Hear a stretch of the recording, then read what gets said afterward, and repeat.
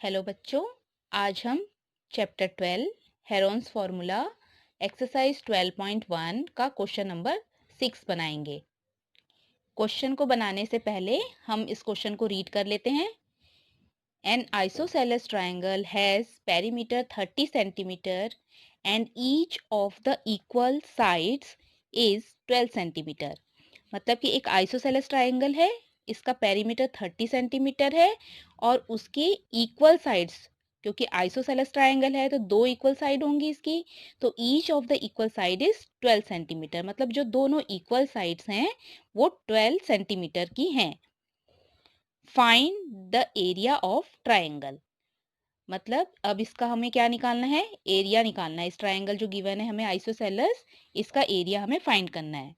दोबारा से पढ़ लेते हैं क्वेश्चन को। N isosceles triangle has perimeter 30 centimetre and each of the equal side is 12 centimetre. Find the area of triangle. ठीक है, अब हम इसे बनाना स्टार्ट करते हैं। हमें क्या दिया गया है क्वेश्चन में, एक आइसोसेलेस ट्रायंगल दिया हुआ है। आइसोसेलेस ट्रायंगल का क्या मतलब होता है, हमने छोटी क्लासेस में पढ़ा हुआ है।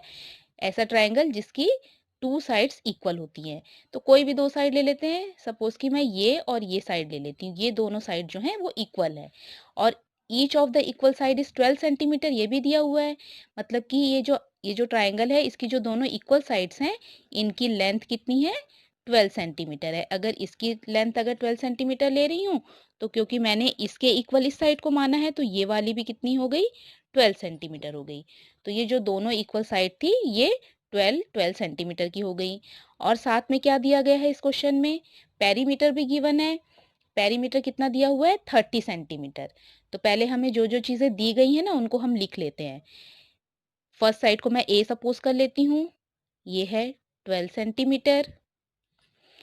सेकेंड साइड है, उसे मैं बी सपोज कर लेती हूँ, ये भी है 12 सेंटीमीटर।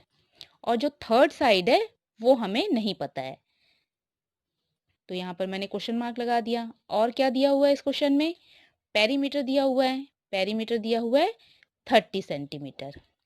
पेरीमीटर क्या होता है, सम ऑफ ऑल थ्री साइड्स।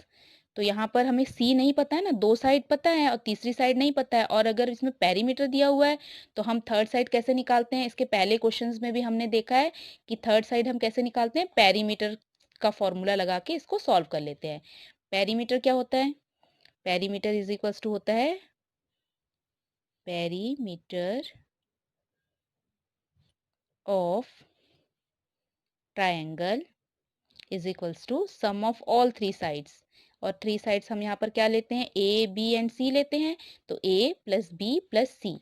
और पेरीमीटर हमको 30 दिया हुआ है, तो पेरीमीटर के नीचे हमने 30 लिख दिया।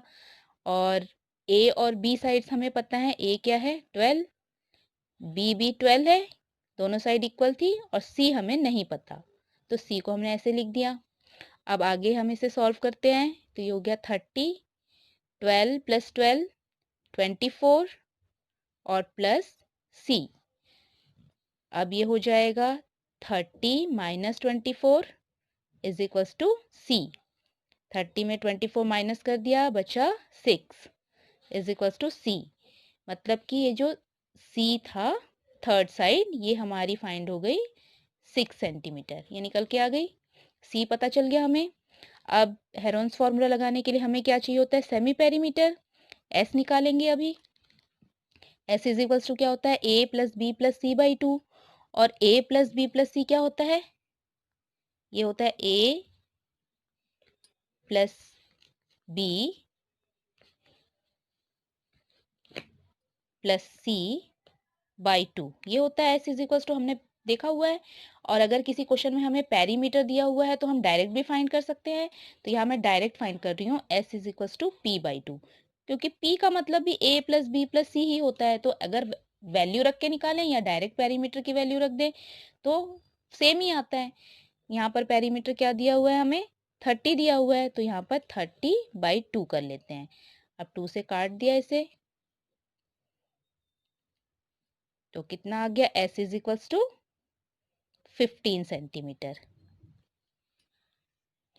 एस निकल चुका है 15 सेंटीमीटर। अभी हमें क्या फाइंड करना है, area of triangle. Area of triangle का फॉर्मूला लिख लिया हमने। एरिया ऑफ ट्राइंगल होता है under root S, S minus A, S minus B, S minus C. अब यहाँ पर हम सारी वैल्यूज रख लेते हैं। एस क्या आया था हमारा, एस आया था 15, तो ये हो गया 15।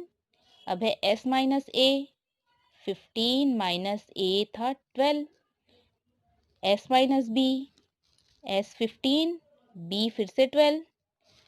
अब आया एस माइनस सी, एस है 15 एंड सी हमारा क्या फाइंड हुआ है, 6।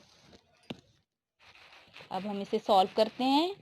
एस 15 माइनस 12 था, एस माइनस ए 15 माइनस 12 है, तो माइनस कर लिया, बचा 3।